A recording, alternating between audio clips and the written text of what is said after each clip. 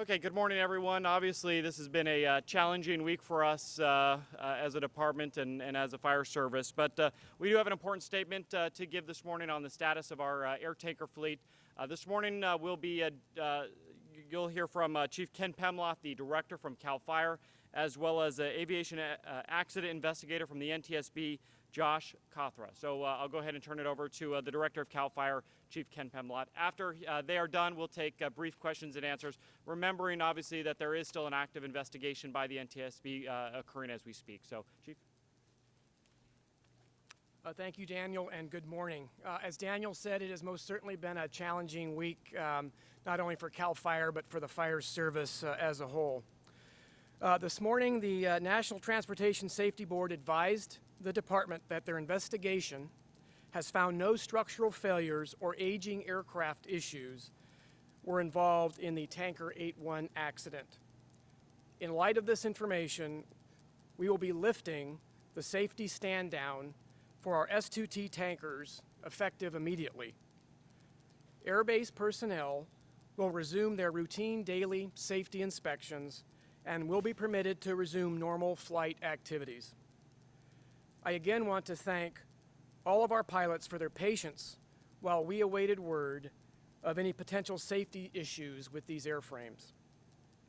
We will continue our commitment to support individuals who may not feel ready to re-engage and encourage all pilots to take whatever precautions they feel necessary for their flight safety as we stand up these resources in support of CAL FIRE's mission. Again, this has been a difficult week for the department, but as usual, in the wake of such tragedy, I continue to witness excellent CAL FIRE employees, our partners at DynCorp International, as well as the entire fire service family. And in particular, I want to thank Yosemite National Park and their staff for what they have done for the department and our pilot Craig this week. Also want to thank the Forest Service for filling the void while we stood down our tankers so that we ensured that initial attack wildland fire protection continued in California during this stand down. Words cannot express the sorrow that we all feel for the Hunt family or my pride in all of those who make this organization at CAL FIRE what it is.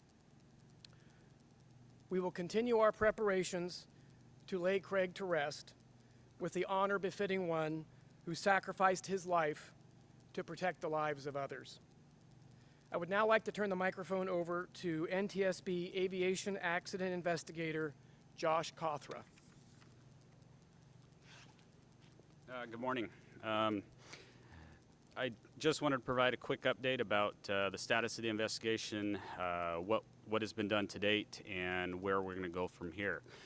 First off, I want to extend my condolences to CAL FIRE and the pilots, family, and friends. I know it's a tragic time, and it's definitely difficult. So at this time, the Ntsb, we've been on scene. We've concluded our on-scene portion of the investigation at this time. Part of it was doing aerial recon on Wednesday, and then we were actually to get boots on the ground yesterday after everything was safe to do so. We've accounted for a majority of the airplane, and as mentioned earlier, right now we are comfortable to say at this point we do not see anything that leads us to any mechanical related issues with the accident sequence.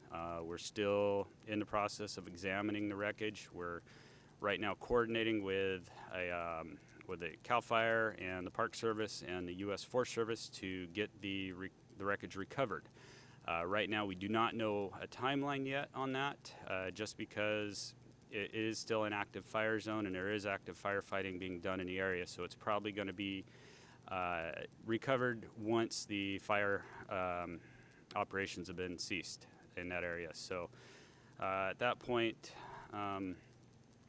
I want to provide a little bit of a timeline about what to expect. Preliminary report from the Ntsb is going to be published on our website within about 5 business days. Following that, a typical investigation can take anywhere from 6 months to a year, possibly even longer. It just depends on where the investigation will take us. It's a very complex investigation. As a result of this, we look at three major things. We look at man, machine, and environment. We look at the pilot's training, background, recency of experience, medical condition. We essentially leave no stone unturned. We also look at the aircraft, all related systems to the airframe. Yep. Oh, it's all right. We look at basically all major facets of the airframe, the engines, flight control systems, drop systems, you name it, with the aircraft. Then we also look at the environment. What was the weather like? What was the in-flight visibility like? What was the, how did the sun look at that time? It was later in the day. So there's a lot of variables that we look at, and it takes time to do so. So right now we're still in our initial stages, but be prepared for, like I said, it's going to take anywhere from 6 months to a year, possibly longer, for us to complete the investigation. So that time I can. Oh.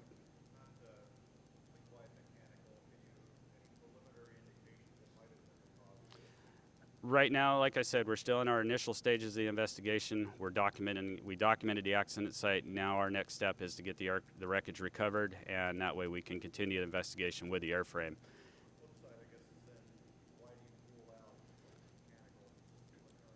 Photographic evidence that we've obtained and initial signatures that we see on scene, but right now we're not releasing those. We've heard from a few people that the pilot may have put something and broken off a piece of the wing prior to crashing. Is that something that you have heard or are looking into? We are looking into it. I can confirm at the early stages we do have the remains of the left wing at the earlier portion of the accident site, but as far as clipping anything, we're still in the process of determining that. So just so we're clear, the left wing was away from the rest of the accident site? Yes, it's at the initial area of the accident site itself. The debris path is right at about a quarter-mile long, and it stretches. I don't have the exact number for about the elevation change. Is that what allows you to determine that this was not a mechanical issue? It's initial signatures that we were able to observe on scene assisted in that. That witness statements and photographic evidence assisted greatly. So.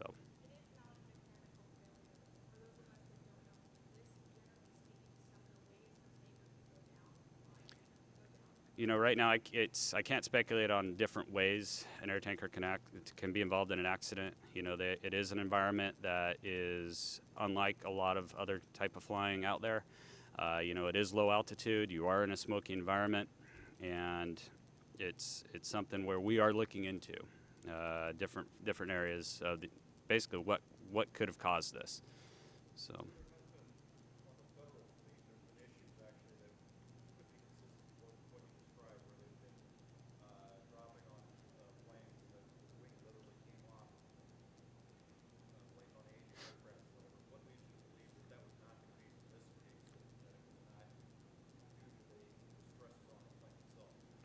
Again, like I said, it's part of the wreckage and impact signatures that we see initially. That right now we are comfortable saying it's not a mechanical issue. It's initial findings that we are seeing on scene. Exactly what I'm not going to release at this time, but it's items that we have seen on site that we are feeling comfortable that it is not a mechanical issue.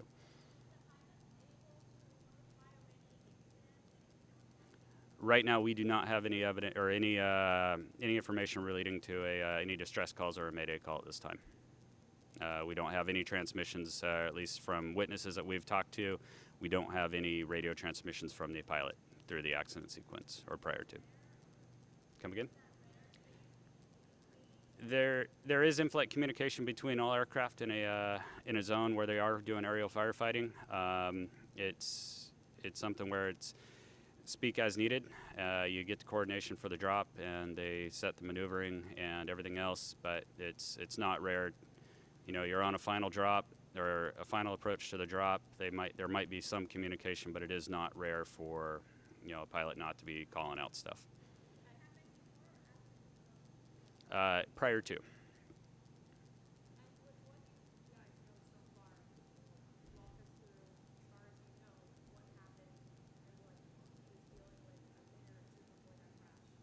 Oh, minute or two. You know, right now I could say the aircraft departed, did one initial drop on the fire, went to Columbia, reloaded, and was en route back to the fire. And he was in the final stages of basically final approach to the fire itself to extend a fire retardant line. Exactly leading up to a couple minutes prior, that's still we're still gathering that information at this time. Do you know how far the crash scene was from where the retardant line was supposed to be dropped? Right now, it's still being documented. It's in the general vicinity.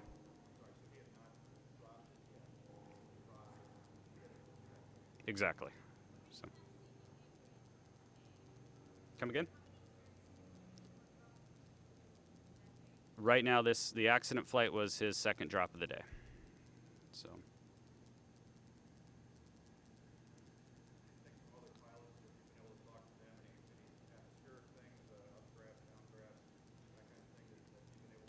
We have interviewed, and we're in the process to continue interviewing the pilots that were in the area at the time. There were numerous aircraft. We had an air attack. We had a lead flight, and I believe a few other helicopters at the time. We are in the process of interviewing the aircraft that were around the area at the time.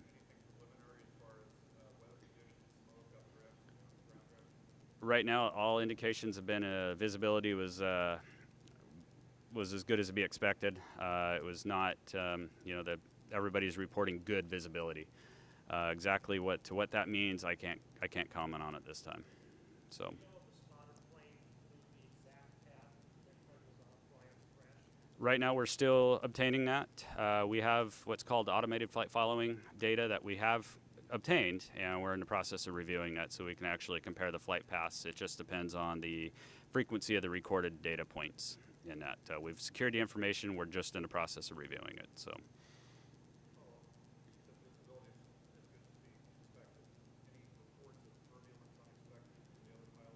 Right now, we do not have any reports of turbulence. So. You know, right now I do not have a number. Our primary focus right now is on this investigation. As far as historical data, it's something that we may look at, but right now our primary focus is on this accident. So.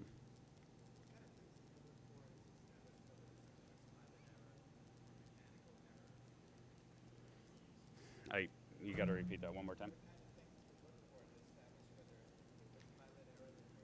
It's, you know, regardless of what the cause of the accident may be, we do a complete, thorough investigation. We leave almost no stone unturned. Like I mentioned above, we look at man, machine, and environment. We look at every area, and it just depends on what the factual evidence leads us, where the factual evidence leads us. So we pride ourselves on conducting a very in-depth and thorough investigation. On a personal level, I'm sure you've done dozens, if not hundreds, of investigations. Does it mean a little more to you, or hit a little closer to home when you're investigating the crash of a hero who was fighting a fire or something like it? You know, this accident it's extremely tragic. You know, we have a community that was threatened by a wildland fire. There was, I think, evacuations being done.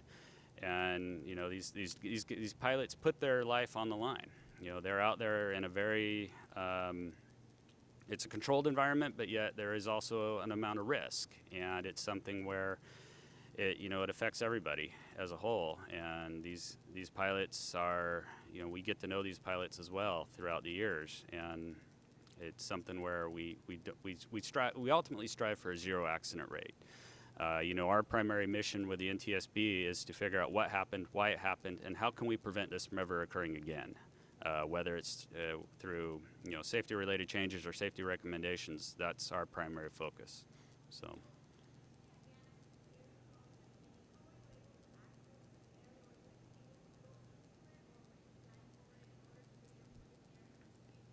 We did both. Initially, we did an aerial observation of the accident site to become familiar with it, and then at that point, multiple briefings were done to figure out the safety, because we didn't want to put anyone else at harm for going on scene. And then we determined it was safe for our investigation team to go in, and then at that point, we went on foot. So, all right. So, thank you. If there are no other questions, yeah, Pam. Yeah.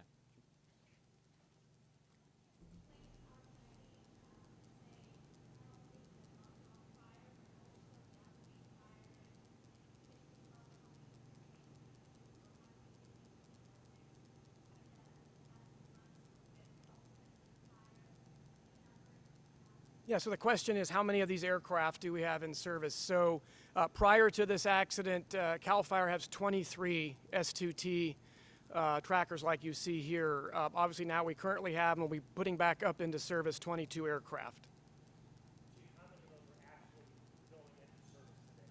That's what we're assessing as we speak. Again, we are going around to every airbase, assessing pilots that are ready to go. They're reporting that positively back to us literally right now. And so we will have a number later today as we go operationally online. And as you might imagine, we may stagger that up statewide. But ultimately, we will be back at full strength very, very quickly to the full 22 in service. And keep in mind, that involves also a maintenance program that occurs both here at this facility and out at our bases around the state. And so at any given time, those aircraft may be in a maintenance mode and not actually flying a fire.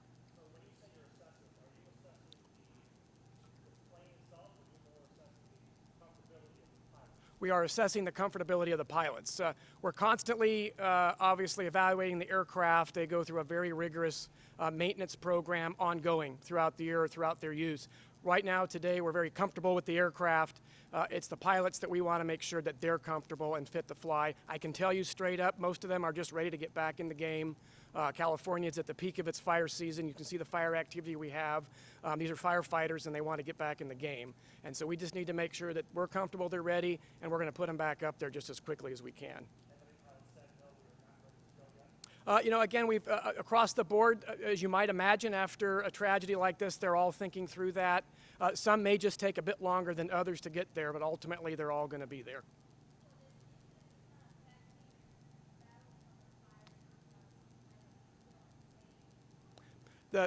What we were fortunate in that when this incident occurred, our federal partners at the Forest Service had a large number of air tankers available for California because there's no other activity going on in the rest of the country. So again, it was very fortunate the window of time, if this was going to occur, that it happened now because they were able to step in and provide that service. But again, conditions in the state have not changed at all. We are still facing one of the worst fire seasons, as you can see as we speak, with the Applegate fire and others. So we will continue to get back into heavy initial attack fire activity, and that's what these aircraft are designed for, is to get out over the fires in 20 minutes or less with our ground resources and put those fires out when they're small. We depend on that in the state. So obviously it's critical for us to get these back up in the air, and they're going to be going back up in the air today. So bottom line, there has been no impact to the system. We have been able, with the federal air tankers, to meet the need while we put our planes back in service.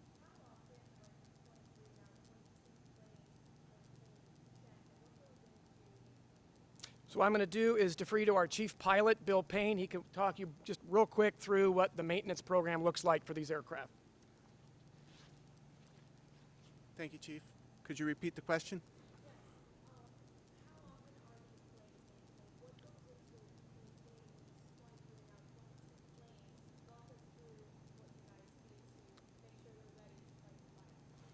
Thank you.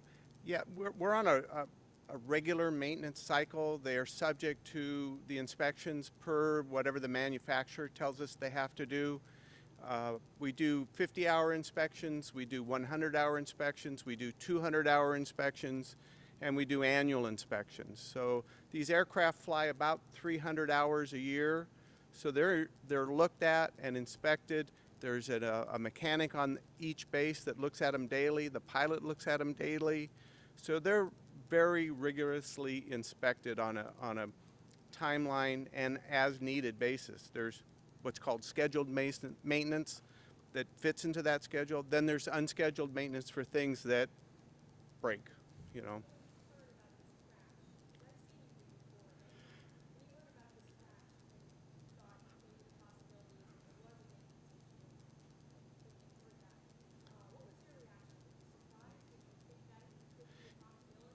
It's always a possibility. They're machines, they break. They're pilots, they make mistakes. It could be any number of things. And the environment, as everybody has said, is so unpredictable. It is a dangerous business. So when I heard about it, everything runs through my mind. And it hasn't stopped running through my mind. And just like the Ntsb, we're not going to quit until every stone has been turned over, every leaf has been looked under, every piece of paper has been examined, and we're going to find out to the best of our ability, because sometimes these things don't get answered. To the best of our ability, we're going to find out what happened, and then we're going to put every measure in that we can to prevent it from happening again. Well, I know the NTSB's determination of non-imposition may change as an answer to this, but there are some who are questioning the planes themselves that are extremely old. Can you describe, from my understanding, that many of them have been ripped apart and rebuilt from the ground up? They all have been ripped apart from the ground and rebuilt. This is a modification that we put into place over the last 15 years. So the aircraft are torn apart every year and looked at. Every panel is opened, every compartment is looked into. So we realize the stress that these aircraft are put under. We study this all the time. We pick these aircraft because they're rugged carrier-based aircraft. So we understand that, and we've had engineers on staff, we have engineers that are available to us, and we look at these things all the time, and we are always concerned about what does this wing load look like? What does this maintenance service look like? We improve them. Every time we see something that might be an issue, we make improvements to cut those things off. So we are extremely proactive, and we understand that these aircraft seem old, but with the level of maintenance, they're not old. And is it true that the guts of the plane are usually much newer than the body? Absolutely. But on the other hand, too, we have the ability here to manufacture any airframe part. So just because the design is old may not mean that the wing is old, if that makes sense. We can rebuild the wings. We do rebuild the wings all the time. So those wings could be brand new, but it's on an older airframe. Anything else? I don't know when it was born. No, I'm sorry.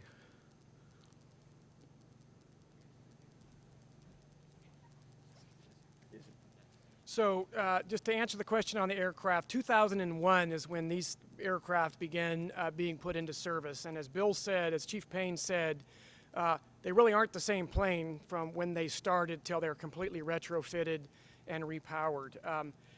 Really important what he said relative to the ability here at this program to manufacture parts and maintain the aircraft. This program has been certified by the Federal Aviation Administration, its program. It's also received multiple awards, I believe at least 3 years in a row, what they call a Diamond Award from the FAA for the level of service that it provides. Well exceeds any minimum standard requirements for a maintenance program here. We take it very seriously. We're putting firefighters in the air in a very risky job. They are going to be put into the air in the highest quality equipment that we can provide, both for their safety and the safety of the public on the ground. So with that, I think we're going to go ahead and adjourn for individual questions. Yeah, so we'll go ahead and conclude the press conference. If there's any one-on-one interviews you may need, just let us know. But thank you for coming today.